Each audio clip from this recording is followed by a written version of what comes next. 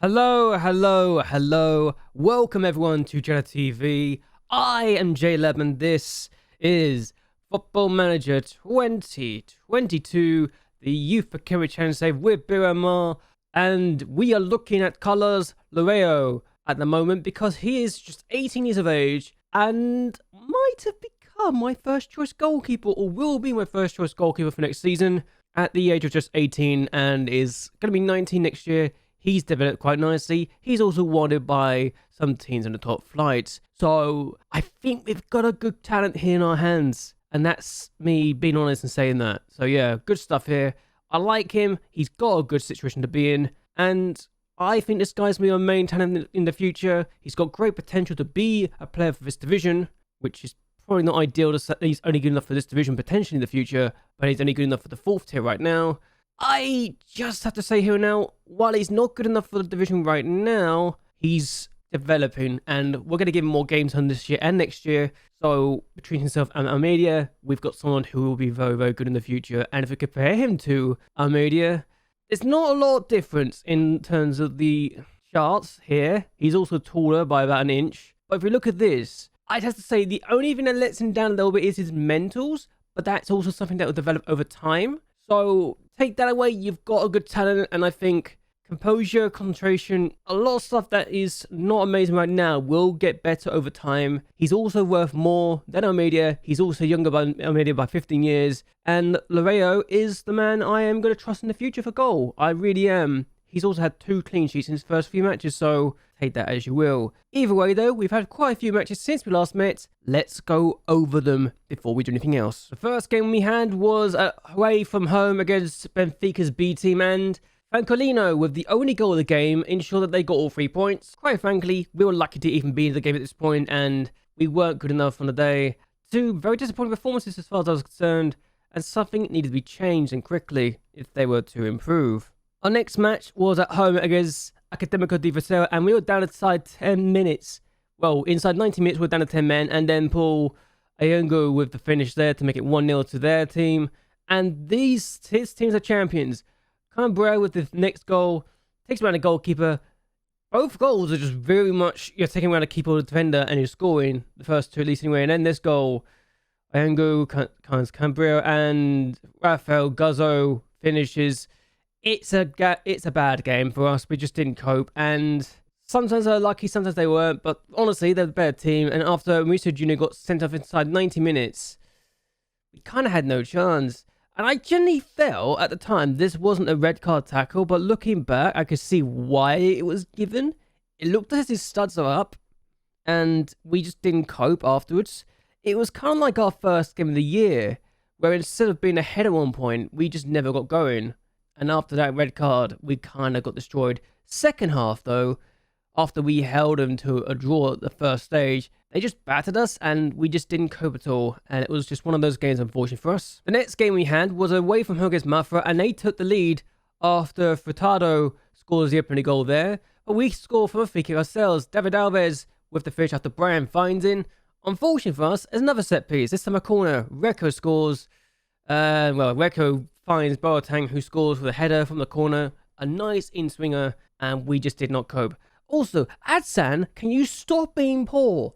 5.9 rating in this game.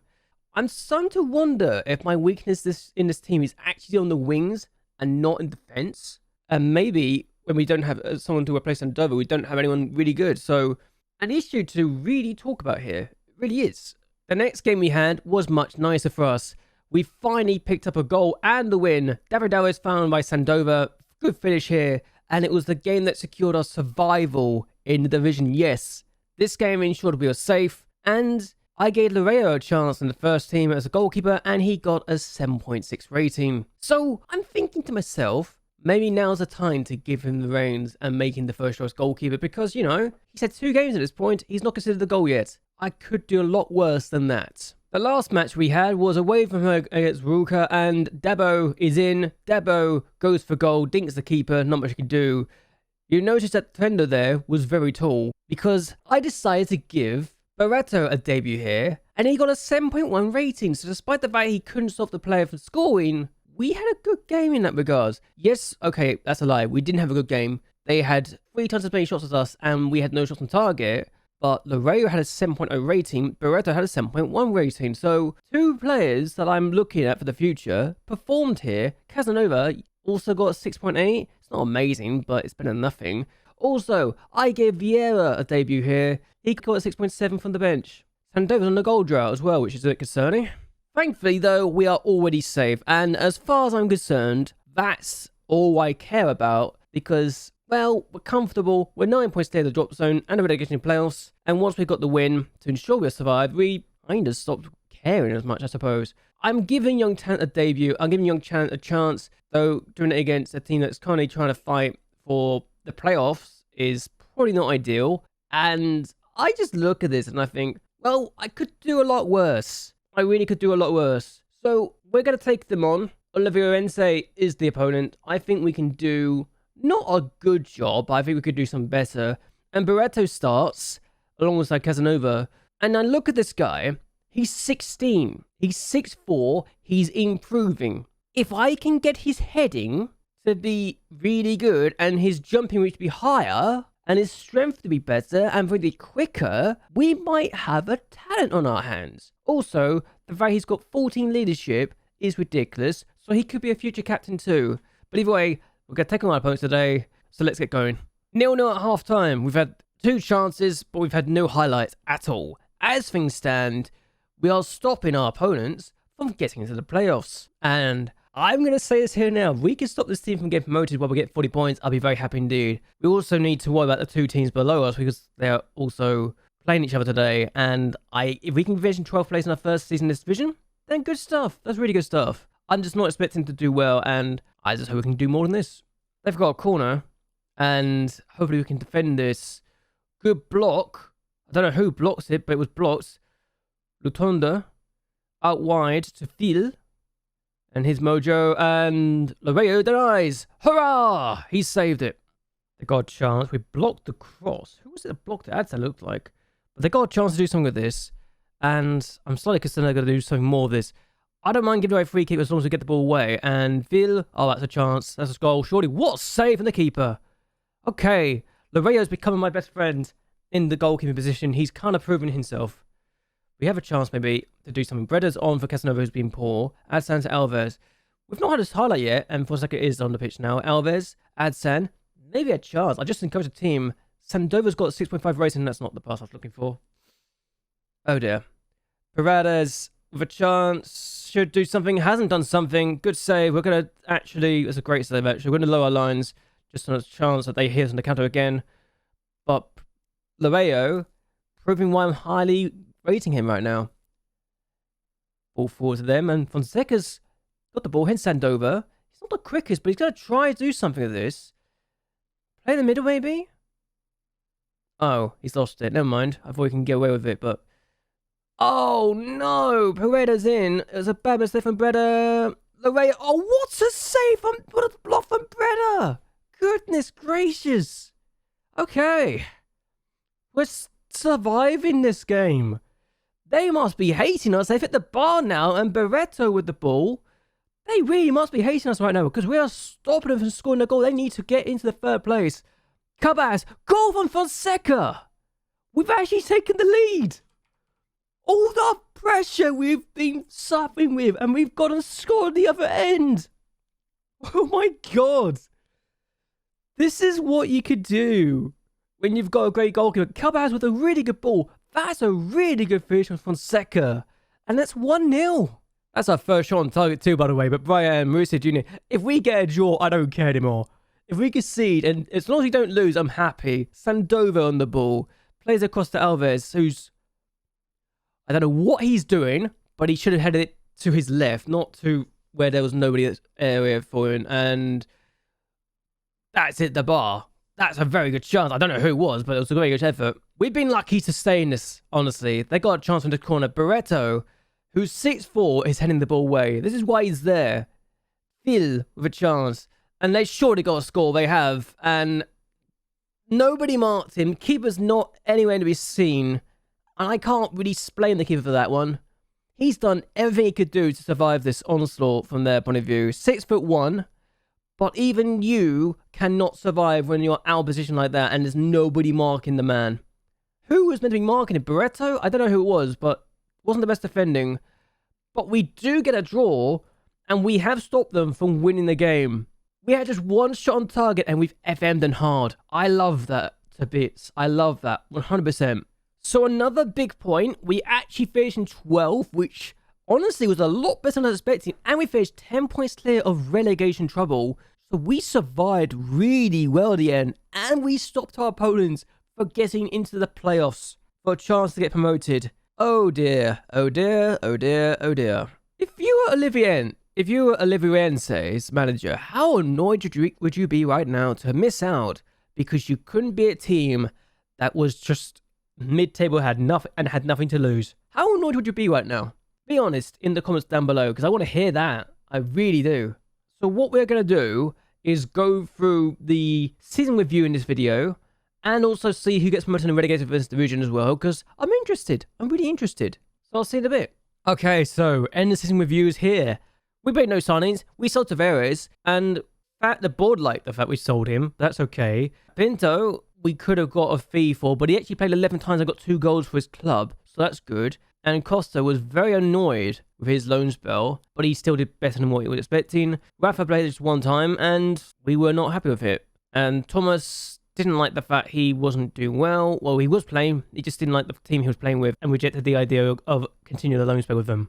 So here we are. We finished in 12th. We just wanted to avoid relegation, fight bravely against relegation. We got 12th, so we comfortably finished mid-table, which is very good for our point of view. And it was really these 4 wins in a row against Figueres, 1932, Gondomar, Casapia, and Sporting Cavajar that really propelled us up the table. 12 points. With 1 point, we were in 6th place and just 3 points off top of the table. I'm not surprised we didn't kick on and continue on our charts in the end. But here's a thought that I'm a little concerned about. We only won 4 times in the second half of the year, and we only won 4 times in 2025. So a food for thought that we did also draw 7 times. So it's not like we're terrible at all. 7 draws, 4 wins. How many times did we lose? I'm going to count how many times we lost in this period. We also lost 7 times, so 4 wins, 7 draws, 7 defeats in this part of the year. So we actually did better in the defeats column than we were expecting. Yes, we didn't win as many games in the second part of the year, because we won 7 times in the first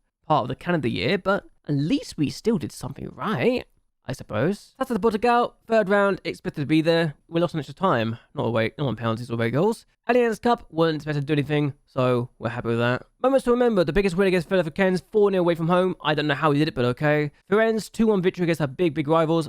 Understandably so why it's the best moment for us. Mauricio Jr.'s goal against Spinho was the goal of the year. I mean, the shot was incredible, so it makes sense. Finances, sponsorship went up by 15,000, but we need more if we want to survive financially next year. Broadcast revenue, we went up to 528,000. We did okay there, up by 60,000. Corporate hospitality, we managed to get an extra 32,000 there. Prize money, we made quite a bit more than last year, which is very, very good stuff. And we also made more matchday commercial and retail by 70,000. Merchandises, we made 187,000. 18,750 was that made aboard. We sold 2,417 shirts. Alves, Santova, Mauricio Jr., Brian, and Rafa were the top sellers. So if we look at our team, Tavares, despite leaving us, was in the team of the season, which I guess it's not surprising. He was okay. Breda was there as a DM, so he did really well for us. And Sardova, again, was really good. A 7.10 rating. And I think, looking at this season now, we have to make some changes, maybe, to say what could have been. The fact Mauricio Jr. is not in this is interesting to me. So, fan player of the year, Hugo Santova, unsurprisingly, is in there. David Alves is the young player of the year. Goal of the season was Mauricio Jr. Fonseca was the top goal scorer, 13 goals in the end. Santova got 9 assists though, despite the fact he only got 11 goals. And he also got the most player of the matches with 7, and the highest rating was 7.1. Casanova made 116 passes per 90 minutes. We also won the manager of the month in October when we won those 4 games, so we had a good spell here. Fonseca got 3 goals in the league match, which is no surprise. Santova actually got 7 player of the match awards, which apparently is actually a record, and he's the highest ever goal scorer with 51 goals. Tavares' departure of 1,054 is the highest. Yeah, that's interesting, isn't it?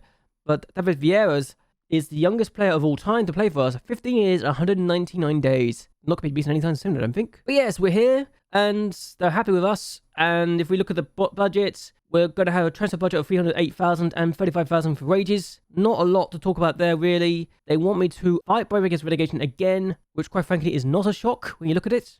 Dynamics, we've got 3 team leaders, and it's good to say that they are there.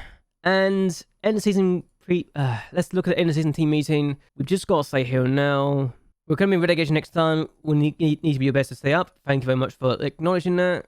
And we'll talk about this once we get back. Thank you for this. So we don't need to talk about anything else, really. And new season team report. I mean, look at all the weaknesses we have. Oh dear, look at that. All the weaknesses in the world. And Hugo Santova and Fonseca were really good up front. We've got money to spend, but we're never going to use it. Reflexes is really good for this. And I'm excited for what we can do with this going forward. I really am.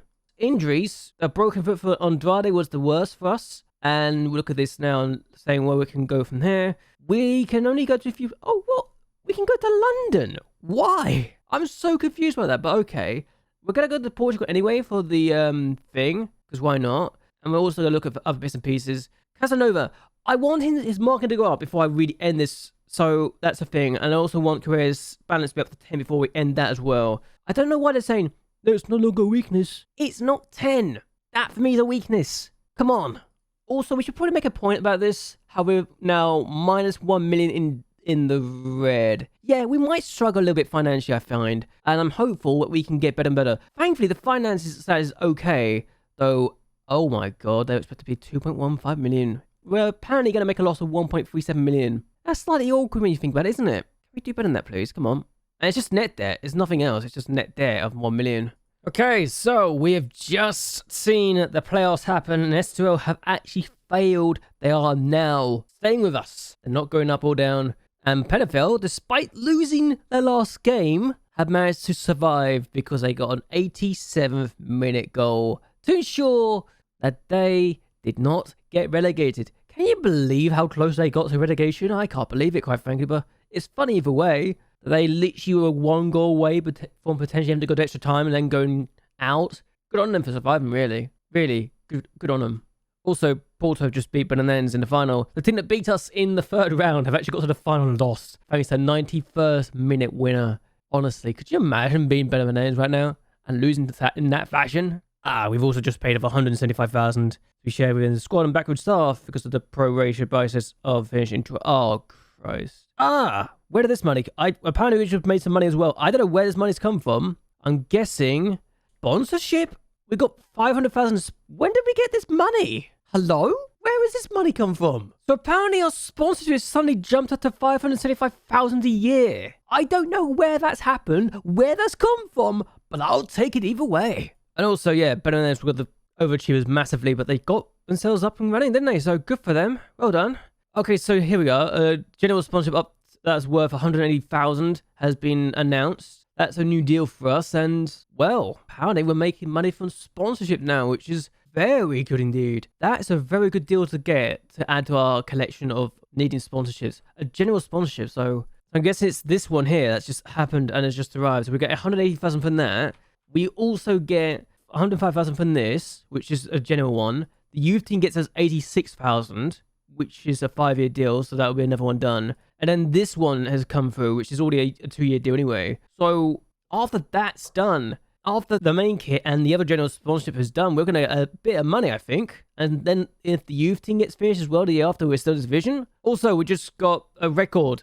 We've just set the record for the highest average attendance in this division, which is better than Chavez by almost 100 seats. So we've got an average attendance of 5,000 people, which I'm happy about. And Chavez had the highest attendance with 5,694 seats. That's the highest attendance ever, but we've got the highest average attendance, so we're making the money for that, and that's a good sign. If we can keep this up, I'll be very happy indeed. As Sporting Capital have just broken the record for the most games without winning, 25. And that's literally a year after they broke the record for most games without losing, which is 13. Could you imagine going from 13 games without defeat to 25 games without winning in a space of a season? That's literally a season. How embarrassed must you be for that?